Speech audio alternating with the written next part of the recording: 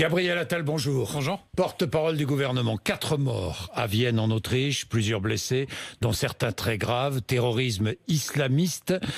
Nous ne céderons rien, a déclaré Emmanuel Macron. Nos ennemis doivent savoir à qui ils ont affaire. Nous attendons face au terrorisme une vraie politique européenne, Gabriel Attal. Est-ce qu'il y a solidarité entre les différents pays d'Europe contre le terrorisme ? La solidarité, évidemment oui. Le président de la République s'est exprimé dès hier soir et moi je veux redire ce matin à votre micro que je pense aujourd'hui aux Autrichiens. C'est terrible ce qui s'est passé hier soir à Vienne et les scènes qu'on peut voir sur les images rappellent ce qui s'est passé en France en novembre 2015. Des attaques à des terrasses avec des personnes qui étaient en train de passer un bon moment, la veille du confinement en plus pour ce qui est de Vienne. Donc il y a une solidarité. Mais vous avez raison, il faut aller plus loin, il faut des actes. Et depuis 2017, Emmanuel Macron, il défend une nouvelle étape en Europe dans la lutte contre le terrorisme. Mais quelle étape? Quels actes? Je vais vous dire, d'abord, il a souhaité, il a proposé, il a poussé un collège européen du renseignement pour que nos services de renseignement partagent mieux leurs pratiques, partagent mieux leurs informations. Ce collège européen du renseignement, il a vu le jour il y a quelques mois. C'est-à-dire que le président de la République l'a poussé dès 2017 dans son discours de la Sorbonne. C'est maintenant du concret. Ensuite, un règlement européen pour que les contenus terroristes sur Internet soient plus rapidement retirés. Vous vous souvenez ce qui s'était passé à Christchurch en Nouvelle-Zélande, Voilà. avec ce drame absolument terrible et cette vidéo qui avait tourné sur les réseaux sociaux. Il faut pouvoir plus facilement retirer les contenus. Ce règlement qu'a poussé le président de la République, il est aujourd'hui en discussion et il va aboutir. Il y a 2 sujets sur lesquels il faut qu'on avance plus rapidement. Il y a la question de la régulation des contenus de haine en ligne sur les plateformes. Un peu ce qu'on a voulu faire avec la fameuse loi Avia en France, il faut le faire au niveau européen. Donc là-dessus, le commissaire européen Thierry Breton va faire des propositions le 2 décembre sur le sujet du numérique en général et la France souhaite qu'il y ait des mesures très fortes sur ce sujet-là. Quel genre de mesures? Des mesures qui imposent aux plateformes, au niveau européen, de réguler les contenus, d'avoir une modération des contenus qui appellent à la haine contre des personnes, contre des communautés. Et puis, il y a un chantier sur lequel on veut avancer, la France, c'est que le parquet européen voit ses compétences étendues à la lutte contre le terrorisme. Vous savez, il y a un parquet européen qui, là, est en train de voir le jour. Aujourd'hui, ses compétences, elles sont limitées, entre guillemets, aux questions de fraude à la TVA, etc. Et nous, on pousse, depuis le début, le président de la République l'a toujours dit, pour que ces compétences soient étendues à la question du terrorisme. Ça permettrait qu'il y ait une meilleure coopération dans les enquêtes, qu'il y ait un meilleur partage d'informations, que ce parquet européen puisse lui-même lancer des investigations sur des affaires terroristes. Et là-dessus, il faut qu'on avance et qu'il y ait une nouvelle étape. Bien, Gabriel Attal, donc des initiatives prises, très bien, mais il va falloir resserrer peut-être les contrôles aux frontières de Schengen. Et puis, Gabriel Attal, la solidarité européenne, parlons-en. Où était l'Allemagne lorsque Emmanuel Macron était insulté par M. Erdogan? Où était l'Allemagne? Les Allemands, enfin la chancelière allemande, comme les chefs d'État européens, ont apporté leur soutien et leur solidarité au président de la République. Moi, timidement, timidement. Je ne dirais pas ça. Moi, je vais vous dire, l'important pour moi, c'est que les chefs d'État... On n'a pas senti l'Europe très unie face à Erdogan. Franchement, il y a eu une quasi-unanimité des chefs d'État européens pour apporter leur soutien au président de la République. Moi, c'est ça que je retiens. Bien. L'armée française a tué 50 islamistes à la frontière du Mali et du Burkina Faso. Est-ce que vous avez des précisions? J'ai pas plus de précisions à vous donner que cette information. Ça montre aussi que notre lutte contre le terrorisme, elle a lieu évidemment en France, elle a lieu en Europe, mais elle a lieu aussi sur tous les théâtres d'opération. Parlons de la Covid ou du Covid comme on voudra. 418 morts ces dernières 24 heures, plus de 3500 personnes en réanimation. Confinement, deuxième confinement, j'emploie volontairement le mot deuxième et pas second confinement. Deuxième, ça veut dire qu'il y en aura d'autres. Vous attendez à ce qu'il y ait d'autres reconfinements? Est-ce que vous attendez à ce qu'il y ait plusieurs vagues successives? C'est ce que dit le Conseil scientifique. L'enjeu, c'est déjà de réussir ce confinement et de faire en sorte que cette deuxième vague qui est devant nous, elle soit la moins haute possible pour qu'elle ne nous submerge pas, qu'elle ne submerge pas nos services hospitaliers. C'est pour ça qu'on prend ces mesures, qui sont des mesures difficiles, qui ont des effets difficiles sur certains secteurs économiques. On pourra en reparler, ce qui nous amène à prendre d'autres mesures. Je veux dire, c'est ça l'enjeu aujourd'hui, Jean-Jacques Bourdin. On a une situation qui est grave dans nos hôpitaux, avec, vous l'avez dit, des services de réanimation qui continuent de se remplir, qui risquent, à la mi-novembre, d'être à la quasi-saturation. Et donc, la mobilisation que nous portons aujourd'hui, elle vise justement à faire en sorte que cette saturation ne nous pousse pas et ne nous oblige pas à devoir trier des patients pour leur prise en charge à l'hôpital dans quelques semaines. Est-ce que nous mesurons déjà l'impact du reconfinement ? Est-ce qu'on peut déjà mesurer quelques jours après sur la situation sanitaire? Tous Non. les épidémiologistes, les spécialistes ont toujours dit qu'il fallait attendre un peu pour mesurer l'impact. Bien. Vous n'avez donc aucune mesure sur l'impact du confinement? Je vous dis, c'est un peu tôt puisque ça a moins d'une semaine. Est-ce que ce confinement est respecté? Écoutez, moi je pense que dans la grande majorité, oui. Ce qui est perturbant, je pense, pour peut-être des Français, moi j'entends les messages qui me sont envoyés, etc., c'est que par définition... Ce matin, les RER étaient pleins. Alors, sur la fréquentation des transports, les chiffres qu'on a sur la première journée du confinement hier montrent plutôt qu'il y a une très forte baisse. Sur le réseau ferré au total, c'est une baisse quand vous prenez les métros et les réseaux ferrés en Ile-de-France avant 7 h du matin. Baisse de 50%. Donc de moitié. De fréquentation. Sur 50% parce que vous avez des personnes qui vont travailler avant 7 h du matin, qu'il faut rendre hommage, qui sont des personnes qui peuvent moins télétravailler que les autres puisque c'est plutôt des agents d'entretien et des personnes qui ne télétravaillent pas. Ensuite, entre 7 h et 9 h, vous avez une baisse qui va entre 25 et 40% selon les lignes. Donc on voit qu'il y a une baisse très forte par rapport à la fréquentation normale parce qu'il y a cette mesure de confinement, parce que le télétravail se développe beaucoup et c'est beaucoup développé. Maintenant, il y a par principe plus de personnes qui sortent de chez elles dans ce confinement que dans le confinement de mars.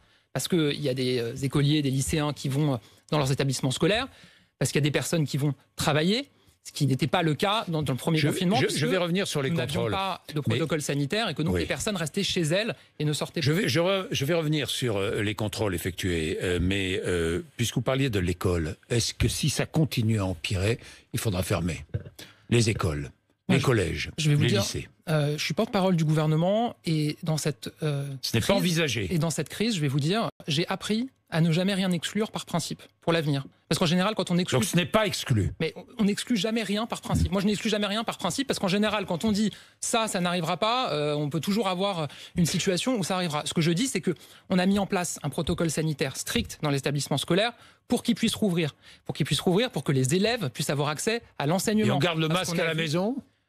On garde le masque à la maison quand vous allez voir des parents, des grands-parents qui sont âgés et qui sont à risque. Leur famille ?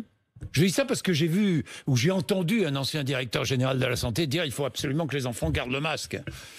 Vous imaginez les enfants qui gardent le masque à la maison ? Pour ce qui est du gouvernement, ce qu'on a toujours dit, ce qu'a dit le ministre de la Santé, c'est quand vous êtes dans des situations où vous êtes avec des personnes vulnérables, des personnes à risque, oui, il faut garder le masque à la maison. Maintenant, quand vous allez vous coucher dans votre lit le soir tout seul ou même accompagné, vous ne mettez pas votre masque. Les contrôles, Gabriel Attal, où en est-on ? Il y a eu ce week-end, donc les chiffres ont été arrêtés dimanche soir à 20 h, 100 000 contrôles. Sur ces 100 000 contrôles, il y a eu 14 000 verbalisations. 5 000 nous disait hier matin le ministre de l'Intérieur, vous en êtes à 14 000. Oui, parce que le chiffre a été réactualisé. 14 000 verbalisations. Il y a un certain nombre de verbalisations sur des personnes qui se déplaçaient alors qu'elles n'avaient pas vocation à se déplacer. Il y a des verbalisations sur des lieux qui ont accueilli des personnes alors qu'elles n'auraient pas dû les accueillir. On a par exemple... je vous donne un exemple, à Paris, une arrière-cour dans le 17e arrondissement, il y avait 100 personnes qui faisaient la fête. On a à Évry-Courcouronne, je crois, un bar qui était censé être fermé, qui a accueilli des personnes pour une soirée. Donc il y a des verbalisations. Vous parlez de Paris, Île-de-France. Est-ce que vous allez prendre de nouvelles mesures à Paris, en Île-de-France ? Au regard de ces situations qui ont été observées, nous allons réinstaurer un couvre-feu sur Paris, peut-être l'Île-de-France. C'est le ministre de l'Intérieur qui le précisera dans la journée. Un arrêté va sortir précisément pour limiter... Un couvre-feu à Paris, à quelle heure ? Comme il y a eu avant que le confinement soit mis en place. En plus de ce nouveau confinement, à quelle heure le couvre-feu ? 21 h, je crois, comme le couvre-feu qui avait lieu avant le confinement. Parce qu'il faut bien se rendre compte que on met en place des mesures difficiles pour les Français. Et moi, ce que je vois, ce qui m'est rapporté, ce qui m'est dit, c'est que même si la grande majorité des Français respectent, c'est insupportable pour beaucoup de Français qui respectent les règles, de voir d'autres Français qui ne respectent pas les règles et d'avoir le sentiment qu'il y a une forme de laisser-faire. Et donc, il faut prendre toutes les mesures pour lutter contre l'épidémie et pour protéger les Français. C'est ce que donc, un nouveau couvre-feu à Paris, en Île-de-France, dans d'autres villes de France, d'autres grandes villes. Les préfets d'autres territoires pourront décider s'ils jugent que la situation le nécessite. Ce qui veut dire que les Français, notamment les Parisiens et les Franciliens, ne respectent pas totalement ce nouveau confinement. Ce qui veut dire, c'est qu'il faut mettre en place toutes les mesures qui permettent de lutter contre l'épidémie et donc de limiter les déplacements aux dérogations qui sont prévues. Est-ce que ce matin, vous dites, comme Anne Hidalgo, n'achetez pas sur Amazon ? Moi, je dis que c'est toujours mieux d'acheter chez un commerçant de sa commune que sur Amazon, évidemment. Maintenant, moi, je vais vous dire, j'ai échangé hier avec des soignants d'hôpitaux parisiens, ils étaient, pour la plupart, abasourdis par l'attitude d'Anne Hidalgo ces derniers jours. Je le dis très sincèrement. C'est-à-dire on va atteindre aujourd'hui les 1000 patients en réanimation dans les hôpitaux franciliens, qui sont en quasi débordement. Et on entend depuis quelques jours Madame Hidalgo se préoccuper de la question des commerces, dire il faut tout rouvrir, il faut rouvrir les commerces, il faut rouvrir les établissements recevant du public, les musées, les piscines. Enfin, c'est ça qu'elle a dit dimanche dans le journal du dimanche. Je veux dire, elle est aussi présidente de l'assistance publique hôpitaux de Paris, de l'AP-HP. Qu'elle aille aussi tenir ce discours aux soignants qui se battent, qui sont débordés et qui ont peur de ne pas pouvoir accueillir tous les patients dans les jours qui viennent. Moi, j'entends que des élus aient envie de défendre leur ville, la vie économique de leur ville. Évidemment, moi-même, je suis élu local dans une ville moins importante en nombre et en taille d'Île-de-France. C'est un crève-cœur de voir les commerçants de ma commune qui ne peuvent pas ouvrir. Un crève-cœur. Mais il faut quand même, je pense, avoir un peu de responsabilité face à la situation. Vous savez, Jean-Jacques Bourdin, il y a quelques semaines, sur votre antenne, il y avait le maire de Saint-Étienne, je crois que c'était le 9 octobre. Monsieur Perdriau. Oui, pour se plaindre et regretter et critiquer le fait qu'à l'époque, on fermait les bars. Et qu'on fermait les bars dans sa commune. Aujourd'hui, le maire de Saint-Étienne, quand il vient sur votre plateau, il demande des moyens supplémentaires à un hôpital militaire, parfois l'armée, pour venir aider face à la situation dramatique sanitaire. Je peux vous dire qu'à Saint-Étienne, les commerces, ils ont baissé le rideau.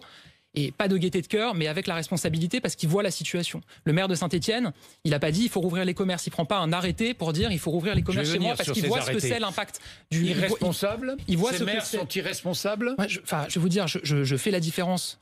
Un maire... C'est ce que dit Bruno Le Maire. Est-ce que ces maires qui prennent des arrêtés sont irresponsables? Je fais la différence entre un maire qui regrette, qui a les boules, comme on dit, de voir les commerces de sa commune fermés. Bah oui, un maire qui prend un arrêté pour envoyer un signal, un message au gouvernement. Il y a 71 maires qui l'ont fait sur 36 000. Il y en a 16 qui les ont retirés d'eux-mêmes. Il y en a 48 qui sont aujourd'hui déférés devant les tribunaux pour être annulés. Voilà, c'est pas très responsable. Mais je veux dire, quand on est un responsable politique, surtout d'une grande collectivité qui est en grande difficulté, la responsabilité, c'est aussi d'avoir ce discours sur le sanitaire. Puisqu'on parle de ces commerces qui restent ouverts, certains commerçants restent ouverts, malgré l'interdiction d'ouvrir. Est-ce que ces commerçants risquent une fermeture administrative définitive? Alors, je vous pose la question. Ils risquent en tout cas une amende. Et donc rien que pour ça, ils sont dans des difficultés. Ensuite, s'ils continuent à rester ouverts. Je n'ai pas la réponse juridique à cette question, mais j'imagine que dans l'échelle des sanctions, si un commerce qui doit rester fermé ou un lieu qui doit rester fermé continue à ouvrir malgré la fermeture, j'imagine qu'il y a des sanctions plus fortes. Est-ce que les librairies vont rouvrir dans les jours qui viennent? Oui ou non? Jean-Jacques Bourdin, on a annoncé des mesures qui sont difficiles. Parce qu'il faut redire à quoi ça sert un confinement. Un confinement, ça sert à limiter le plus possible le rassemblement de Français, que ce soit à l'extérieur ou dans des domiciles, notamment sans masque, et des rassemblements qui entraînent des contaminations. C'est évidemment pas le cas dans un petit commerce ou dans une librairie où il y a eu des protocoles sanitaires. Mais si on veut limiter ces rassemblements, ça veut dire quoi? Ça veut dire qu'il faut contrôler pourquoi est-ce que les gens se déplacent, pourquoi les gens sont dans la rue. Si on veut pouvoir contrôler pourquoi les gens sont dans la rue, ça veut dire qu'il faut qu'il y ait des forces de l'ordre qui puissent leur demander pourquoi est-ce que vous sortez, regardez leur attestation. Si vous dites tout est ouvert, tous les commerces, les établissements recevant du public, mais qu'est-ce qui va se passer? Vous aurez mécaniquement beaucoup plus de gens dans les rues. Et donc, on sait très bien que les forces de l'ordre auront beaucoup plus de mal à contrôler. Et que donc, peut-être que mécaniquement, les gens vont recommencer à se réunir par la force des choses. Donc oui, il faut limiter le plus possible. Donc les librairies ne rouvriront pas dans les jours qui viennent. Ce qu'a dit le président, c'est qu'il y aurait une réévaluation au regard de la situation sanitaire 15 jours après ces annonces. Donc au 12 novembre, je crois, il y aura une réévaluation. Mais dès à présent, je peux vous dire que les libraires sont en échange avec le gouvernement, Roselyne Bachelot, Bruno Le Maire, les petits commerces aussi, pour préparer cette échéance, voir quelles mesures peuvent être proposées et si, en France, je dis bien si, en France, la librairie n'est pas essentielle, en Belgique, elle l'est. Vous avez vu la différence entre les deux pays? J'entends parfaiement. D'ailleurs, moi, je dis pas la librairie. Vous achetez. Où est-ce que vous achetez vos livres? Moi, je dis pas la librairie. Sur Amazon? Non. D'ailleurs, moi, j'avais appelé sur une autre antenne le jour de la fermeture du confinement, de la fermeture des commerces. J'avais dit, si tous les gens, avant de rentrer chez eux ce soir, peuvent passer chez leur libraire acheter un livre, et j'avais été dans un libraire près de mon ministère acheter un livre.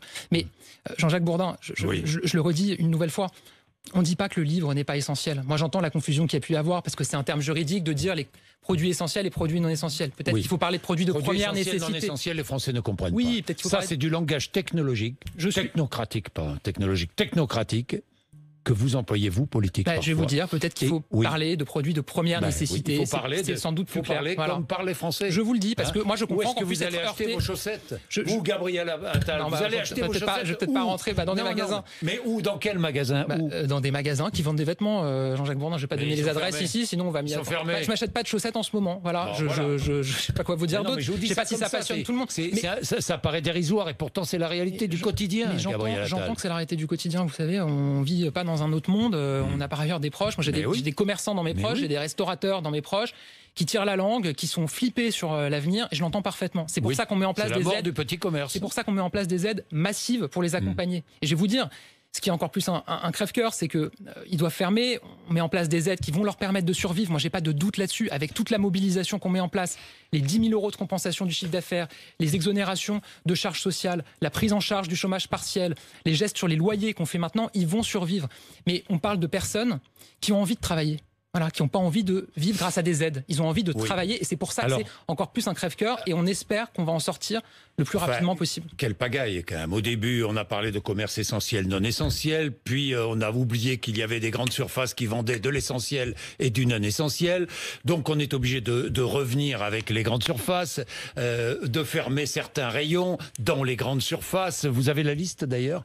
De ce qu'on pourra acheter et de ce qu'on ne pourra pas acheter en grande surface. Je crois que le décret vient de paraître quelques minutes avant que je rentre sur votre plateau. Mais si on veut donner une règle pour que les Français comprennent. Oui. Si vous voulez savoir si le produit que vous recherchez sera vendu dans une grande surface, vous posez une question simple. Est-ce que ce produit-là peut être vendu par un petit commerce de proximité près de chez vous? Ou est-ce que ce petit commerce de proximité qui habituellement vend ses produits est fermé ou pas? Voilà, c'est ça la règle. Si vous cherchez un produit qui a un commerce de proximité qui normalement le vend, qu'aujourd'hui il ne peut pas ouvrir, c'est que ce produit, vous ne pourrez pas le trouver dans une grande surface de plus de 400 mètres carrés. Est-ce qu'il n'y avait pas moyen d'apprendre à commercer avec le virus ? Je vous pose cette question parce que beaucoup se la posent. Je ne sais pas comment, en ouvrant 7 jours sur 7, par exemple, le dimanche, les commerces, en ouvrant que quelques heures, en limitant drastiquement le nombre de clients dans les magasins. Est-ce qu'il n'y avait pas cette solution ? Franchement. Je vais vous dire, mon sentiment, c'est que c'est ce qu'on a fait depuis cet été. Quand on a mis en place des protocoles sanitaires très stricts dans les commerces. Il y a beaucoup de commerçants d'ailleurs qui ont investi, qui ont mis en place des plexiglas, qui ont acheté du gel, qui ont mis en place des mesures très fortes. C'est ce qu'on a fait, c'est le fameux vivre avec le virus. Mais vient un niveau de circulation du virus où vous devez mettre un coup de frein brutal pour une durée limitée, et on souhaite qu'elle soit la plus limitée possible, pour revenir à un niveau de contamination qui permet à nos hôpitaux de le gérer. C'est ça qu'il faut avoir en tête. C'est qu'on a des soignants matin, midi et soir et la nuit qui se battent sur le front du virus, et c'est à eux qu'on doit penser quand on prend des mesures difficiles. Mais Gabriel Attal, pensons aussi à Noël. À Noël, l'e-commerce va mettre main basse. Va faire main basse sur les achats les cadeaux de Noël. Vous le savez bien, c'est le risque. Moi, je veux pas. C'est le risque. Alors moi, j'ai une question.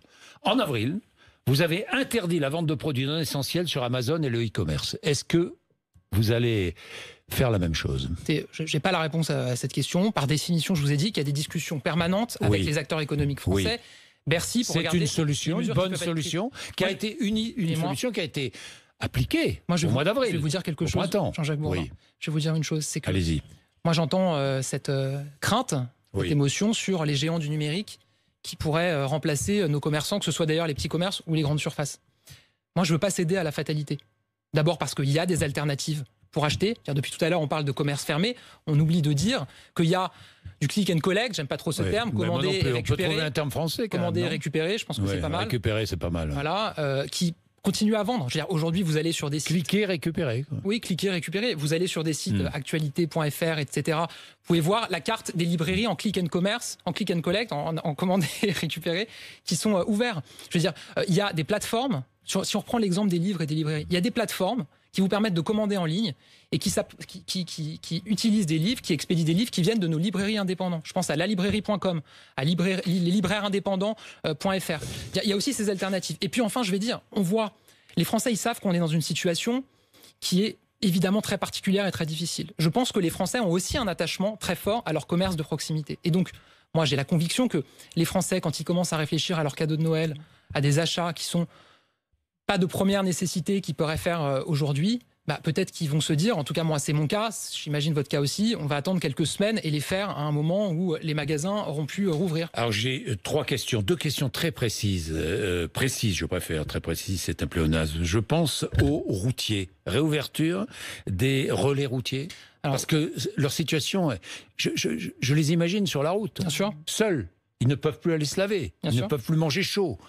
Je me mets à leur place, vous aussi, Parce que, bien sûr, évidemment, je veux dire, c'est très difficile quand on est routier de ne pas pouvoir... Alors, je crois qu'il y a déjà des clarifications qui ont pu être apportées sur le fait qu'ils pouvaient évidemment acheter de la nourriture à emporter parce que les salles ne sont pas ouvertes comme pour tous les restaurants. Voilà. Oui, c'est du froid. Et il y a les discussions qui se poursuivent et qui, je crois, vont aboutir avec le ministère chargé des Transports sur les autres questions et notamment cette question absolument centrale qui est celle de l'hygiène, même si je crois que des progrès ont eu lieu récemment. Alors, des auditeurs et des auditrices m'ont demandé de vous poser aussi cette question. Est-ce que les associations accueillant de jeunes enfants autistes pourront continuer à les accueillir ?